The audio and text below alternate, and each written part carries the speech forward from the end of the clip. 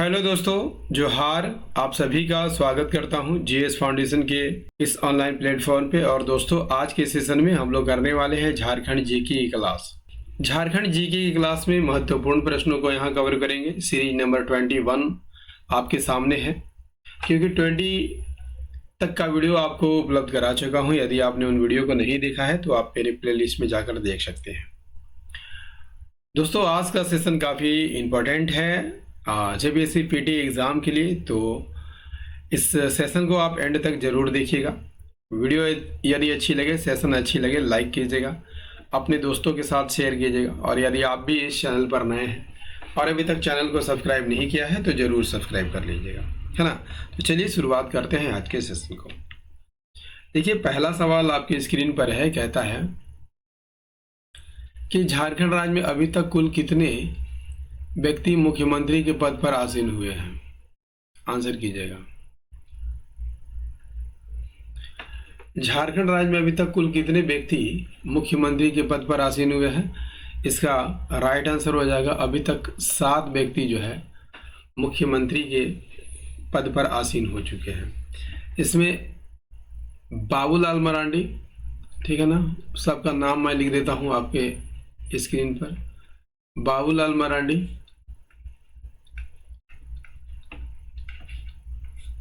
ठीक है, ये किस पार्टी से? तो ये बीजेपी से थे, ठीक है। ये झारखंड के पहले मुख्यमंत्री थे। शिबू सोरेन,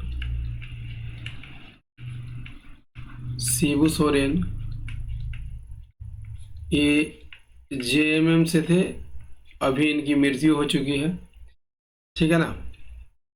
अर्जुन मुंडा,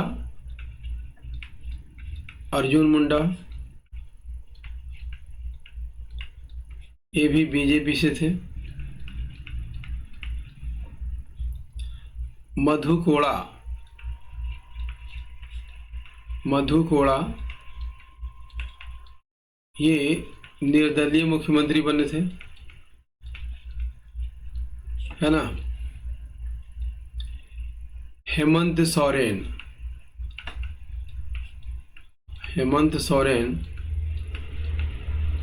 ये 4 बार मुख्यमंत्री रह चुके हैं, वर्तमान में भी मुख्यमंत्री हैं।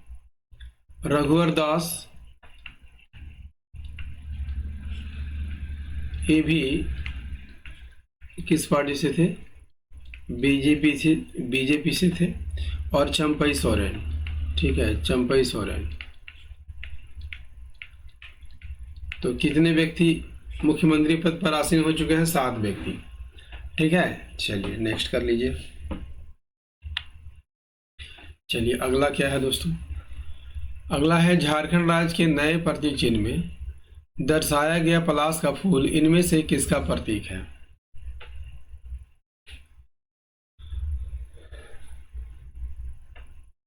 राज्य की समृद्धि का, राज्य के अप्रतिम सौंदर्य का, राज्य के ऐतिहासिक धरोहर का, इनमें से कोई नहीं। इसका राइट आंसर हो जाएगा दोस्तों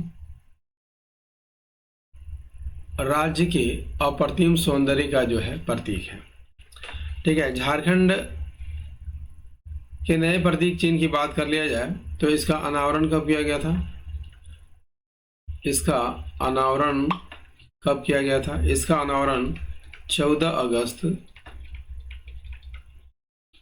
2020 को किया गया था, है ना। प्रभावी कब से हुआ? प्रभावी 15 अगस्त 2020 से हुआ। यदि आपसे पूछ लिया जाए कि झारखंड के नए प्रतीक चिन्ह में कितने वृत्ताकार खंड है, तो याद रखिएगा 5 वृत्ताकार खंड है। जैसे पहले वृत्त में क्या लिखा हुआ है? झारखंड सरकार हिंदी में, और गवर्नमेंट ऑफ झारखंड जो है आपका अंग्रेजी में लिखा हुआ है, ठीक है। दूसरे वृत्त चिन्ह में आपको 24 हाथी दिखाई देंगे। तीसरे वृत्ताकार खंड में पलाश के फूल, 24 पलाश के फूल, ठीक है। और चौथे वृत्ताकार खंड में आपको मिलेगा 48 नर्तक, जबकि 5वें वृत्त खंड में 60 वृत्त को दिखाया गया है, ठीक है। और केंद्रीय भाग में क्या है? केंद्रीय भाग में अशोक स्तंभ। ठीक है, अशोक स्तंभ। चलिए बढ़ते हैं अगले सवाल की ओर, देखते हैं अगला सवाल क्या है। देखिए, राज्य की कुल जनसंख्या में अल्पसंख्यकों का प्रतिशत लगभग कितना है? देखिए, अनुसूचित जाति की बात कर लिया जाए तो 12%। ठीक है, जनजाति की बात कर लिया जाए, जनजाति की बात कर लिया जाए तो 26%, और अल्पसंख्यक की बात कर लिया जाए तो 19%। नेक्स्ट, अगला है, वैदिक साहित्यों में झारखंड की जनजातियों के लिए निम्न में से किस शब्द का प्रयोग किया गया है? शूद्र, अस्पृश्य, असुर या अन्ना? राइट आंसर हो जाएगा असुर शब्द का प्रयोग किया गया है। ऋग्वेद में क्या कहा गया है? लिंग पूजा करने वाला बताया गया है, लिंग पूजा करने वाला बताया गया है। ठीक है, या इसे शीशन देव भी कहा जाता है, शीशन देव। ठीक है, इनकी पहचान किस रूप में की गई है? लोहा गलाने वाले के रूप में की गई है। और इसका निवास स्थान कहाँ है? तो निवास स्थान वही छोटा नागपुर क्षेत्र, छोटा नागपुर क्षेत्र। चलिए नेक्स्ट, अगला कर लीजिए दोस्तों। अगला क्या है? अगला है, झारखंड में ताम्र पाषाण काल का केंद्र बिंदु निम्नलिखित में से कौन सा था? पलामू, सिंहभूम, लोहरदगा या धनबाद? राइट आंसर हो जाएगा Singhbhum is the correct answer. ठीक है, झारखंड में ताम्र पाषाण कालीन संस्कृति का मुख्य केंद्र कहाँ पर है? ये सिंहभूम में है।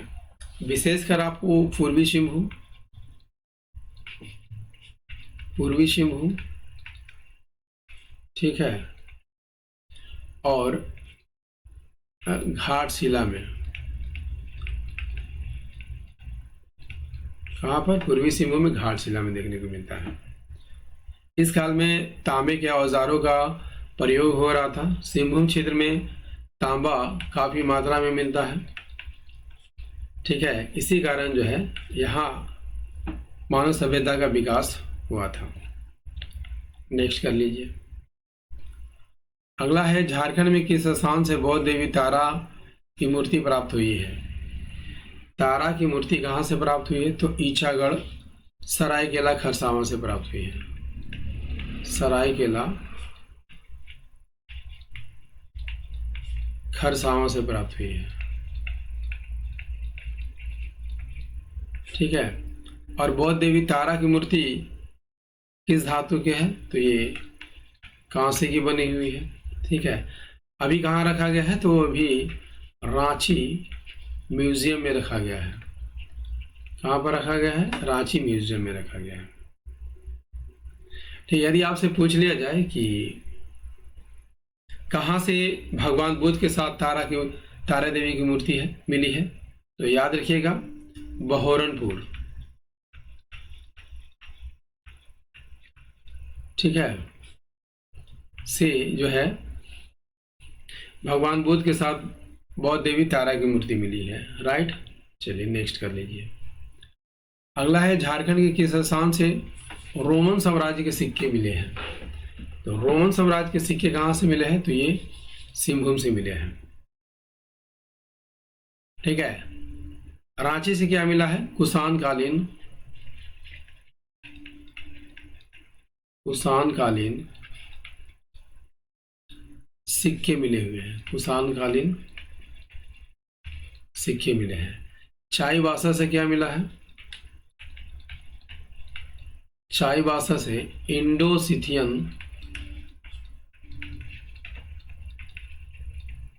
सिथियन सिक्के मिले हैं। ठीक है, चलिए नेक्स्ट।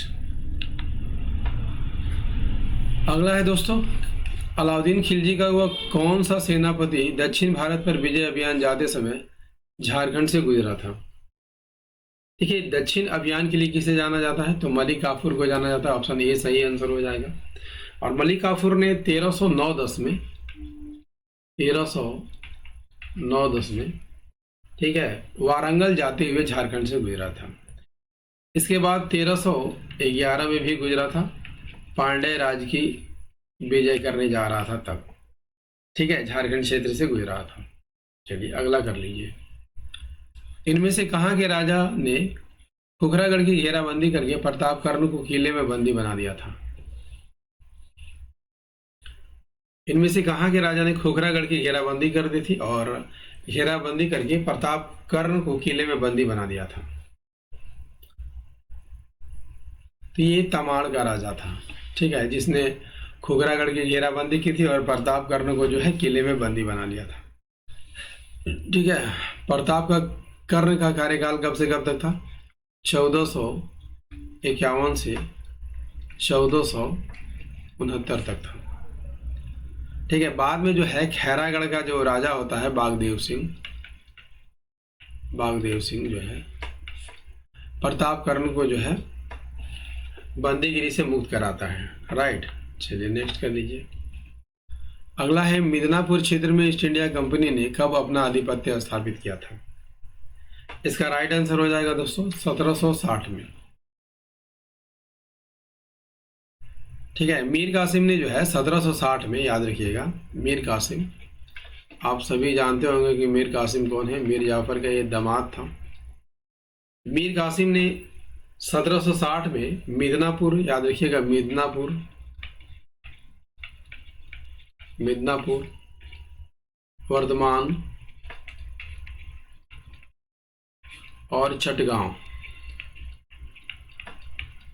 जो है अंग्रेजों को दे दिए थे, जिसके कारण ये जो है ये क्षेत्र जो है ब्रिटिश नियंत्रण में आ गया था।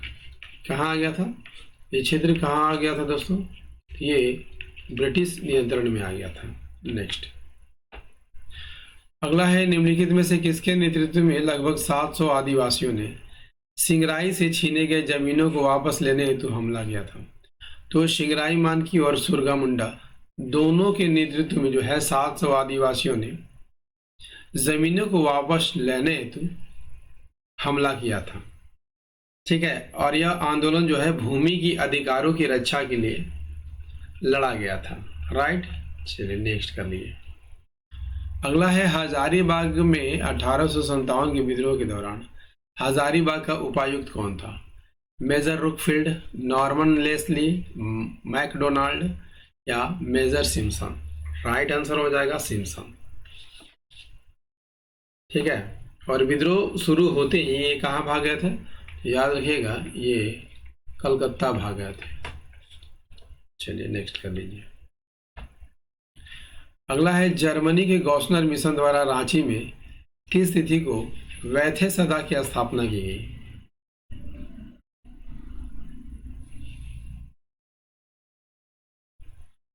वैथे सदा की स्थापना कब की गई थी दोस्तों? 1 दिसंबर 1845 को। ऑप्शन डी यहाँ पर सही आंसर हो जाएगा। गौसनर मिशन की यहाँ पर बात कर लिया जाए तो कहाँ से भेजा गया था? तो जर्मनी से भेजा गया था। और किसने भेजा था? तो गौसनर ने भेजा था। इसमें कितने सदस्य थे? 4 सदस्य थे। ठीक है, इसमें कौन कौन थे दोस्तों? एमिली एस्कोच थे। दूसरा कौन थे? August Brunt.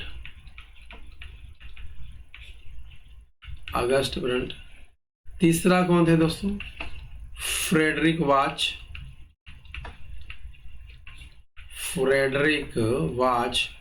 और चौथा थियोडोर जैक। ठीक है, ये 4 सदस्य जो है गौसनर मिशन से आए थे। कब पहुंचे थे रांची? 2 नवंबर 1845 को यहाँ पर पहुंचे थे और 1 दिसंबर 1845 को इसने वैथे सदा की स्थापना की थी और इसमें पूजा स्थल और मिशन की स्थापना की थी। चलिए नेक्स्ट कर लीजिए। अगला है छोटा नागपुर कैथोलिक सभा के प्रथम अध्यक्ष कौन थे? राइट आंसर हो जाएगा दोस्तों बेनिफेस लकड़ा थे। ठीक है, छोटा नागपुर कैथोलिक सभा की स्थापना कब की गई थी? स्थापना 33 में की गई थी। किस लिए की गई थी? छोटा नागपुर क्षेत्र में जो है जो कैथोलिक आदिवासी थे उनके हितों की रक्षा करने के लिए की गई थी। ठीक है, और क्या था? राजनीतिक सामाजिक रूप से उन्हें सशक्त बनाने के लिए की गई थी। महासचिव कौन बनाए गए थे? महासचिव कौन बनाए गए थे? याद रखिएगा, इग्नेस बेग बनाए गए थे। कौन बनाए गए थे? इग्नेस बेग बनाए गए थे। राइट, चलिए नेक्स्ट कर लीजिए। और दोस्तों यहाँ पर सेशन कैसा लग रहा है कमेंट करके जरूर बताइएगा। आपके लिए काफ़ी मेहनत करता हूँ दोस्तों, तो वीडियो को लाइक जरूर कीजिएगा। अशोक द्वारा झारखंड क्षेत्र में बौद्ध धर्म के प्रचार हेतु रचित को भेजा गया था। कब भेजा गया था? राइट आंसर हो जाएगा 250 ईसा पूर्व में भेजा गया था। ठीक है, चलिए नेक्स्ट। अगला है, पढ़ा पंचायत का सर्वोच्च अधिकारी कौन होता है? पढ़ा पंचायत। पढ़ा उरांव की जनजाति व्यवस्था है। ठीक है, तो पढ़ा पंचायत का सर्वोच्च अधिकारी कौन होता है? राइट आंसर हो जाएगा पढ़ा राजा होता है। नेक्स्ट, अगला है, निम्नलिखित में से किस शासन व्यवस्था के बाद नागवंशी शासन व्यवस्था की शुरुआत की गई थी? देखिए, नागवंशी शासन व्यवस्था की शुरुआत जो है मुंडा शासन व्यवस्था के बाद की गई थी। अंतिम मुंडा राजा कौन था? तो आपको याद होगा कि ये मदरा मुंडा था। ठीक है, इसके बाद फनी मुकुट राय ने, किसने? फनी मुकुट राय ने नागवंश की स्थापना की थी। नागवंश की स्थापना की थी और किसको अपनी राजधानी बनाया था? सुतियाम्बे को अपनी राजधानी बनाया था। ठीक है, इसके प्रगणों की संख्या कितनी थी? 66 थी। ठीक है, चलिए अगला क्या है? उरांव जनजाति में ग्राम प्रधान को क्या कहा जाता है? ग्राम प्रधान को क्या कहा जाता है? तो ग्राम प्रधान को महतो कहा जाता है। ठीक है, जबकि गांव के धार्मिक प्रधान को क्या कहा जाता है? तो पाहन कहा जाता है। ठीक है, क्या कहा जाता है? तो पाहन कहा जाता है। ठीक है ना, चलिए नेक्स्ट। अगला है, जोग मांझी की अनुपस्थिति में उसके दायित्व का निर्वहन कौन करता है? जोग मांझी। देखिए, जोग मांझी जो है किसके कार्यों को निर्वहन करता है? तो ये मांझी का जो है उत्तराधिकारी होता है। ठीक है, और जोग मांझी की अनुपस्थिति में उसके दायित्व का निर्वहन कौन करता है? तो जोग प्राणी करता है। ठीक है, चलिए नेक्स्ट कर लीजिए। अगला क्या है? नेक्स्ट है, मुंडा मानकी शासन व्यवस्था में गांव के प्रधान मुंडा का सहयोगी कौन होता है? मानकी, देवरी, यात्रा देवरी या डाकुआ? राइट आंसर हो जाएगा दोस्तों मुंडा मानकी शासन व्यवस्था में गांव के प्रधान मुंडा का सहयोगी कौन होता है? तो डाकुआ होता है। ठीक है, और ये संदेश वाहक की तरह कार्य करता है। ये जो है संदेश वाहक की तरह काम करता है। ठीक है, मुंडा कौन होता है? तो मुंडा गांव का प्रधान होता है। दिवरी जो है कौन होता है? तो ये धार्मिक प्रधान होता है। दिवरी जो है धार्मिक प्रधान होता है। मानकी जो है 15 से 20 गांवों के समूह का क्या होता है? तो ये 20 गांवों के समूह का प्रमुख होता है। चलिए नेक्स्ट। अगला है, पहाड़िया खड़िया गांव का धार्मिक प्रधान निम्न में से कौन होता है?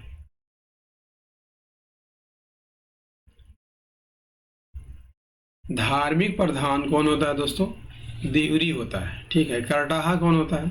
खड़िया जनजाति में सामुदायिक पंचायत का प्रमुख होता है। सामुदायिक पंचायत का प्रमुख कौन होता है? खड़िया होता है। ठीक है, चलिए नेक्स्ट। करमाली जनजाति के शासन व्यवस्था में पंचायत की बैठक की सूचना गांव के लोगों तक पहुंचाने का कार्य कौन करता है? जिन्होंने भी आंसर किया है गोड़ाइत, वो सही है। चलिए नेक्स्ट कर लीजिए। झारखंड में किस वर्ष सबसे पहले मालगुजारी व्यवस्था लागू की गई थी? देखिए, मालगुजारी व्यवस्था कब लागू की गई थी? 1765 में। देखिए, आप जानते होंगे कि बक्सर का युद्ध जो है, बक्सर का युद्ध 1764 में हुआ था। ठीक है, बक्सर के युद्ध के बाद आप सभी जानते हैं कि इलाहाबाद की संधि हुई थी और इसी संधि के तहत जो है अंग्रेजों को बंगाल, बिहार और उड़ीसा में दीवानी अधिकार मिला था। दीवानी अधिकार मतलब टैक्स वसूलने का अधिकार, ठीक है ना। तो बंगाल में ही चूंकि झारखंड शामिल था, इसलिए जो है 1765 में यहाँ पर भी मालगुजारी व्यवस्था की शुरुआत की गई थी। राइट, चलिए नेक्स्ट। अगला है भूधृतियों में इनमें से किस नाम से जाना जाता है? भूधृतियों को इनमें से किस नाम से जाना जाता है? भूत खेत के नाम से जाना जाता है, डाली कटारी के नाम से भी जाना जाता है, पहनई के नाम से जाना जाता है। राइट आंसर हो जाएगा ऑप्शन डी। ठीक है, भूतखेत क्या होता है दोस्तों? भूतखेत वह भूमि है जो भूतों को, आत्माओं को शांत करने के लिए पाहन को दिया जाता है। ठीक है, डाली खटारी क्या है? यह पाहन को दी जाने वाली लगान मुक्त भूमि होती है। लगान मुक्त भूमि होती है। ठीक है, और पहनई पाहन को दी जाने वाली भूमि होती है। नेक्स्ट, अगला है CNT एक्ट के तहत ऐसी जंगली भूमि इसे भूस्वामी के अतिरिक्त किसी अन्य कृषक द्वारा तैयार की गई हो, क्या कहलाता है? इसे कोड़कर कहा जाता है। राइट आंसर हो जाएगा ऑप्शन ए। ठीक है, जोत क्या होता है दोस्तों? वह भूमि जो एक रैयत द्वारा धारण की जाती है। किसके द्वारा? रैयत द्वारा धारण की गई भूमि को जोत कहा जाता है। खुटकटी किसे कहा जाता है? मुंडाओं द्वारा जो जंगल की भूमि साफ कर खेती लायक बनाया जाता है उसे खुटकटी कहा जाता है, और बनाने वालों को क्या कहा जाता है? खुटकटीदार। खुटकटीदार कहा जाता है। ठीक है, बंदोबस्त भूमि किसे कहा जाता है? वैसी भूमि जिसका किराया जो है तय कर दिया जाता है, उस भूमि को क्या कहा जाता है? बंदोबस्त भूमि। ठीक है, नेक्स्ट। अगला है संथाल परगना काश्तकारी अधिनियम 1949 की धारा 5 के तहत किसी खास ग्राम के प्रधान की नियुक्ति किसके द्वारा की जाती है? तो राइट आंसर हो जाएगा जिले के उपायुक्त द्वारा की जाती है। ठीक है, और ये नियुक्ति जो है कैसे होती है? जमाबंदी रहितों के कम से कम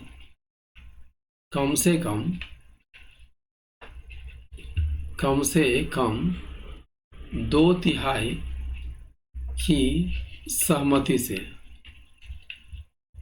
ठीक है, चलिए नेक्स्ट। अगला क्या है दोस्तों?